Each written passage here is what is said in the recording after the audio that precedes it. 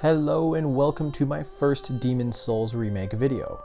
Before I go any further, I'd like to mention that while I never played the original game on PlayStation 3, I have seen plenty of gameplay footage and have come to love that version of the game before the remake was even announced. So as with every Souls game, I figured I'd start with a good old-fashioned boss ranking. I must say, while I love the game as a whole and think Bluepoint has absolutely outdone themselves, the bosses did feel pretty easy overall, at least compared to the rest of the series. Keep in mind that I've completed the game twice so far, and the death count will be for my latest run. Alright, let's begin.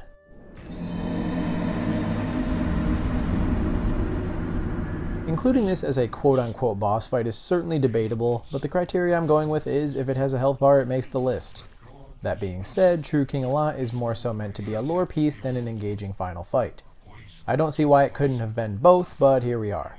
This dude has got to be the least interested in killing you out of every enemy in the entire series. He basically just flops around every few seconds and otherwise is a total damage sponge. I feel like I could put down my controller in the middle of this fight, go take a 5-minute poop, and still be alive when I come back. You fool! Don't you understand? You know, after suffering through the poisonous horrors of the 5-2 Archstone, I was actually fine with getting an easy boss at the end of it all. This big walking turd may look intimidating, but it's super easy to get behind him and just mash away. His swings are slow and well telegraphed for the most part, but if you do want to make him even more of a joke, just use Black Pine Resin and he'll be dead before you even get to see his whole moveset. The Dirty Colossus does unleash a swarm of nasty bugs to passively drain your health, but it's nothing you can't heal through.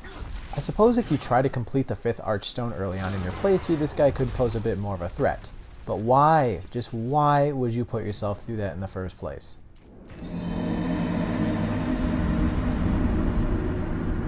Leechmonger is another disgusting boss that inhabits the Valley of Defilement.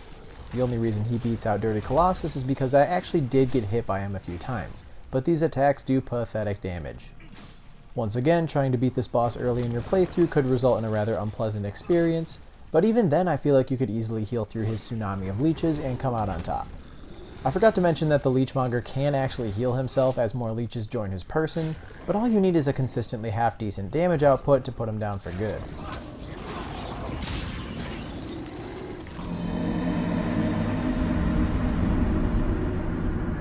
The Adjudicator is one wild-looking fatty. The boss himself only takes damage to the head. Or the bird nesting on his head? I'm not really sure, to be honest. Anyways, for magic users, this is ridiculously easy to pull off while he attempts to hit you with some of the slowest attacks I have ever seen. If you play melee, you need to find the open wound on his hip and slash away at it until he keels over. Once this happens, you can go all out on that bird and bring down this gentle giant with ease. The Adjudicator's close range attacks are so easy to avoid that I think the only real danger in this fight is that he can smack you real good with his tongue from a distance if you're not man enough to get in close. Other than that, we are definitely still in cakewalk category.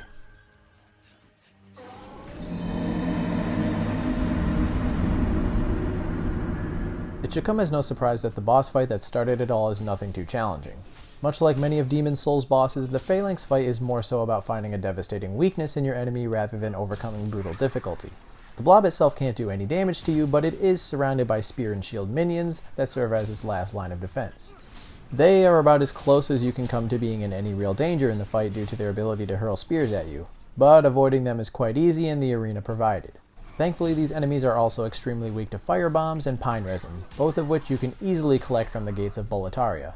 If you find yourself taking damage, you can always hide behind the pillars to heal before finishing off this pile of sludge.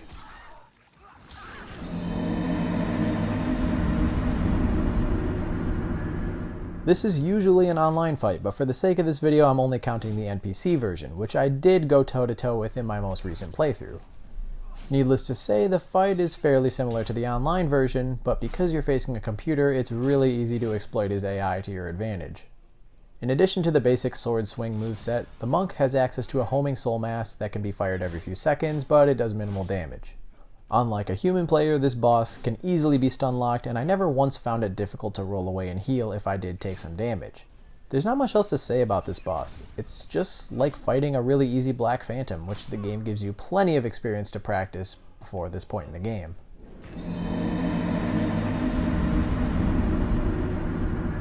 Maiden is another gimmicky boss. She technically has no attacks and can essentially be obliterated on her own. The caveat is that she can resurrect her guardian, Garl Vinland. If you're a magic user, this fight is probably the easiest in the game. Just stand outside of Vinland's aggro range and shoot Astraea from afar. Otherwise, you'll have to take on Vinland first. Doing so isn't particularly difficult due to his stagger potential, but he can actually parry you, and this attack hits quite hard. It probably would have one-shotted me had I been in soul form when I went into this fight. I should also stress that you do not want to fall into the pit of god-awful plague babies. Once you beat Vinland, the Maiden will actually just kill herself, ending the fight on quite the somber note.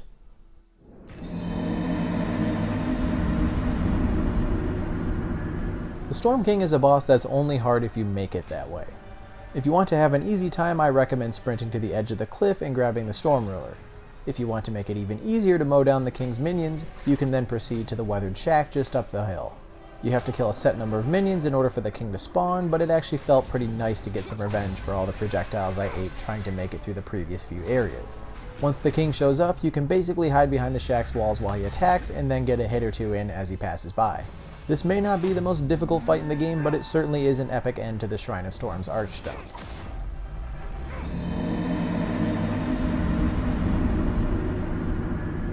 So we've come to the first boss on the list that actually managed to kill me. In my first playthrough at least. The second time around I absolutely crushed her before she could put up much of a fight. The Fool's Idol is exactly what Pinwheel should have been. A boss that mainly attacks with projectiles but can teleport and clone herself when she starts taking damage.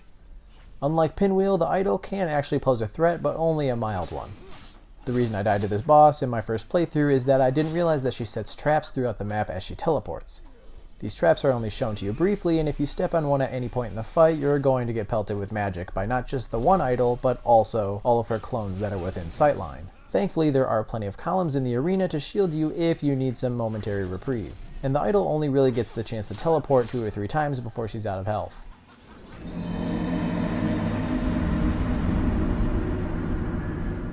Likely the second or third true boss you face in the game, the Tower Knight is quite the intimidating presence.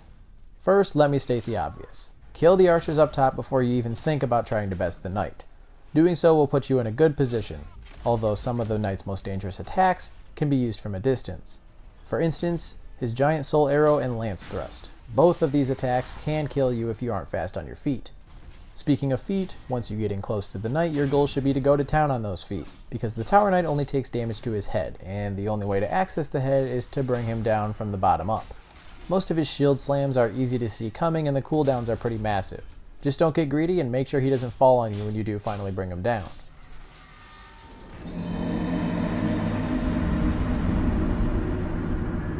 The Old Hero is a really cool boss. It's a shame that the run through 4-2 to get to him is absolutely miserable.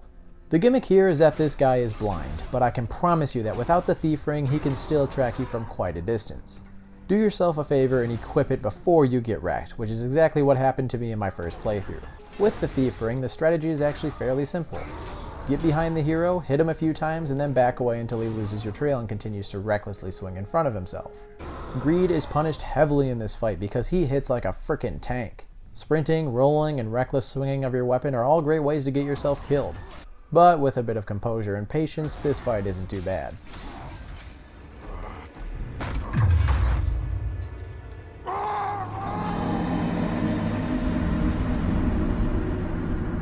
Please note that for this boss, I'm only counting the tutorial version, not the mini-boss that you fight later in 4-1. Vanguard is very similar to the Asylum Demon in Dark Souls, only for this boss you only get one chance to defeat him before being sent to the Nexus. His attacks are not particularly difficult to avoid so long as you can stay behind him, but being at a low soul level most likely means that he can damn near one-shot you, not to mention you'll likely be low on Moongrass and general experience with the game. Ultimately, while I did fail to kill Vanguard in the tutorial during both of my runs, the experience of fighting him in 4-1 has definitely prepared me to best him in the future should I create another character.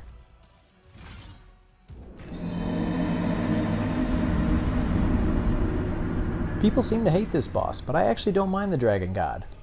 It's nowhere near as poorly designed as the Bit of Chaos, and actually sort of a fun, enjoyable cinematic experience if you know what you're doing.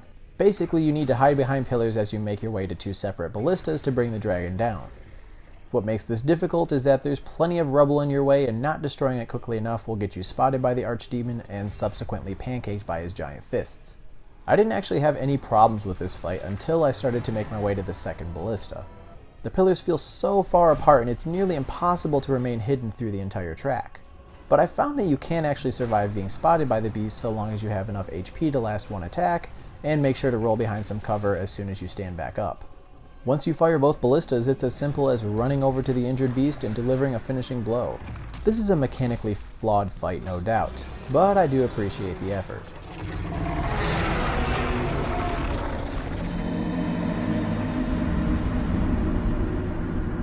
Now we're moving into the moderately difficult category.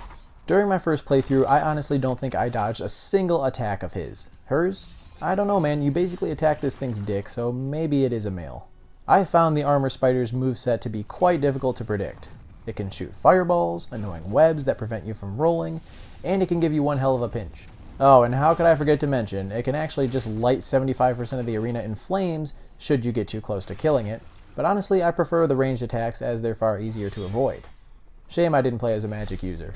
Demon Souls 2020 magic is still OP, am I right? But yeah, back to the boss's melee attacks. Getting up close to this colossal arachnid is a bitch. The webs are the most dangerous part of the fight because unless you have stamina to spare, you're most likely going to get hit with an onslaught of pinches until the game decides you've had enough. As long as you have a half-decent shield, I would highly recommend using it as opposed to rolling. You'll notice there are some bosses yet to be covered that I actually didn't die to at all in my most recent run. I want to briefly clarify that the death count doesn't automatically justify a boss's placement, especially in Demon Souls where many of the bosses are only hard if you missed a consumable or some sort of punchline that trivializes the fight.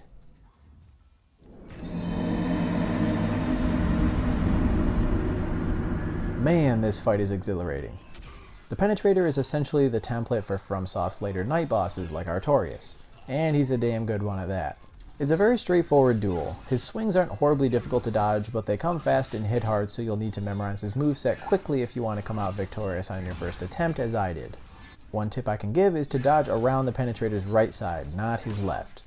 Most of his attacks swing down into the left, so you're far less likely to get cut down if you position yourself accordingly.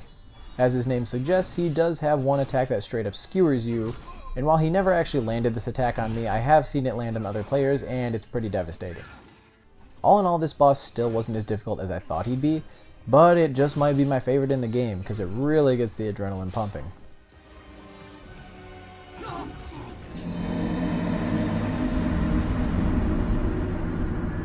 This is another template boss. In this case, the Maneaters will go on to inspire future ganks such as the Bell Gargoyles. You start out fighting one Maneater, which isn't too difficult, but if you don't watch your footing, you may wind up getting knocked off the frail bridge on which you fight them. If this is a concern to you, I highly recommend leading the monster towards the middle of the arena where there's much more space to fight, as well as an obstacle to separate you from the beast temporarily. After a set amount of time passes, or you deal enough damage to the first monster, the second one drops in. This is the crucial part of the fight, because if you don't kill the first one real soon, you will be in for one hell of an all-out frenzy. I have noticed that the Maneaters are quite weak to fire, so coat your weapon in flames to get the highest damage output possible. There were many times during this battle that I thought for sure I was going to lose it, so I certainly feel lucky conquering it on my first try.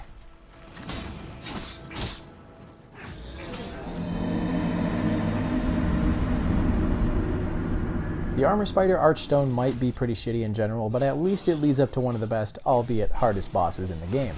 Flamelurker is tough for a number of reasons, but it really just comes down to two things for me. Number one is his insane aggression. This boss gives you very little time to heal and even less to prepare for incoming attacks. Number two, nearly all of his attacks have an added fire blast that prevents you from using iframes to dodge behind him and mash away. This was a real struggle for me because this was my primary strategy in other Souls games. When facing Flamelurker, you need to step back away from him and pick your openings carefully. His one saving grace is that he does stagger occasionally, which gives you time to deal damage, but he has a lot of health for one of the game's earlier bosses, which definitely earns him the number 2 spot for me.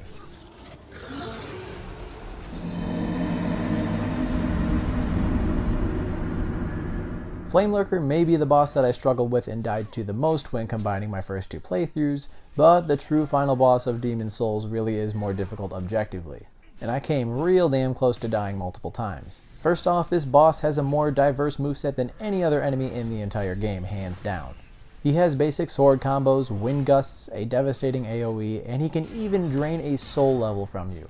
That is insanely punishing and I absolutely love it. And yeah, he did this to me mid-fight, and I can see how that could cause major problems depending on what stat you get robbed of. In my first playthrough, this attack actually caused me to exceed my equip load, so basically I had to de-equip my shield while still trying to deal with Alant's aggressive demeanor, which certainly was not easy to do. This also meant that I couldn't block for the rest of the fight. Much like Flamelurker, he has a big health pool, so it takes a long time to bring him down. Because of this, it's easy to let one slight error lead to your demise, making the Old King the toughest boss in the entire game, in my opinion. Before I go, I would like to thank you for tuning in, and would greatly appreciate you leaving a like on the video and leaving your personal ranking down in the comments. Thanks again, and I'll see you guys in the next video.